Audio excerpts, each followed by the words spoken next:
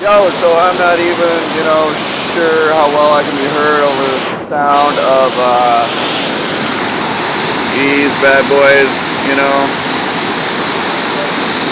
Um, but I was walking along and saw this, so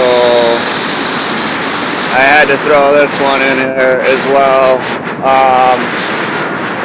As this is one of the nicest examples that I've come across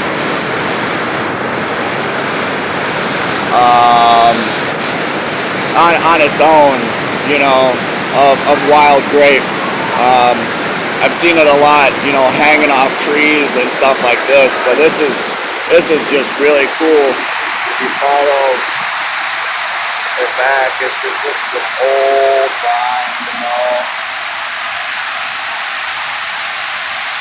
There's more around here. I go that way for a ways. You can tell grape apart from similar looking species by these tendrils, these little whirly things that reach out and grab a hold of other things, and also from the leaves are quite distinct, serrated. Other sort of similar looking species are more smooth.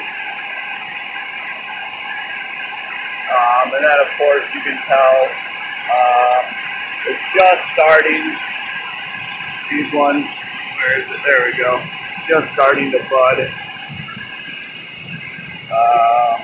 So yeah, there's a decent look there at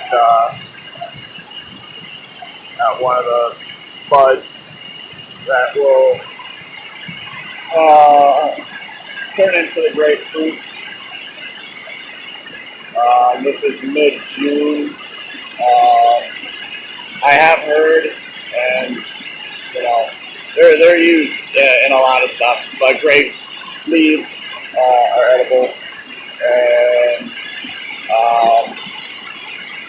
I'm forgetting exactly which cuisine, maybe Spanish or Italian. They're used to roll up other things, and I think they're even used to cook other vegetables, cheeses, or something in.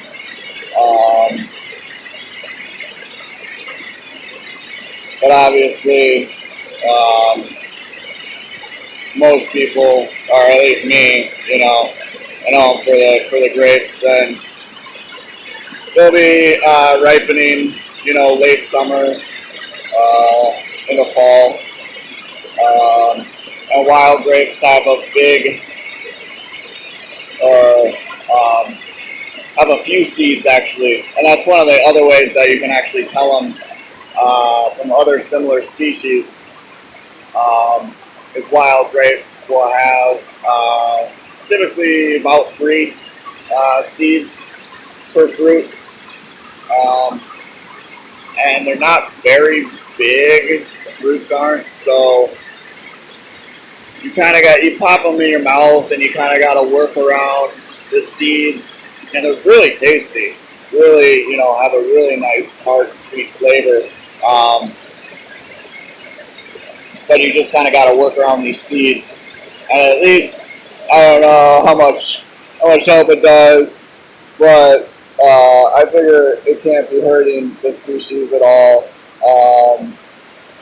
A lot of times, I guess not a lot of times, I've only done it a couple times. I've only eaten the fruit a few times, but I'll take whatever I can sustainably, harvest and carry and everything, whatever logistically works, and I'll pop them in my mouth as I'm walking along and spit them in places that look like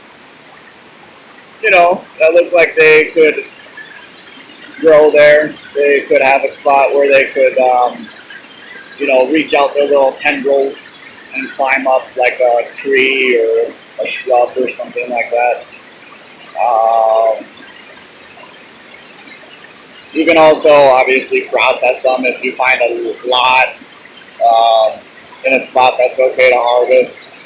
They're great for making um, grape juice, which can be turned into fruit leather and jelly and all kinds of delicious stuff. Um, so yeah, I mean, I'm here. This is, I mean, a really great spot. Um, you can see that at all. I'm right under a big overhang, and the river's cut this gorge. So this is just like a really cool spot. I was just thinking about how people who came here and, you know, even animals would really find this awesome. Uh, Lots of vegetation, lots of edible plants to be found, good spot to fish, good shelter from the elements due to these overhangs, and there's even caves that go in certain spots. So you can have fires there, you can be kept warm in these cold, northern winters. Um, I mean, obviously, modern day, very popular spot. Go, cool down on a hot day, get nice and refreshed. It's very rejuvenating. So I'm just happy to be here, and happen to come across this awesome vine of wild grape, just draped over these rocks, which, like I said, I don't think I've ever seen anything this impressive. Just a lonely grapevine.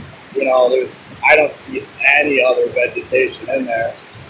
Um, so it's completely dominated this one little niche here, which is really cool to see. So I'm stoked and, happy foraging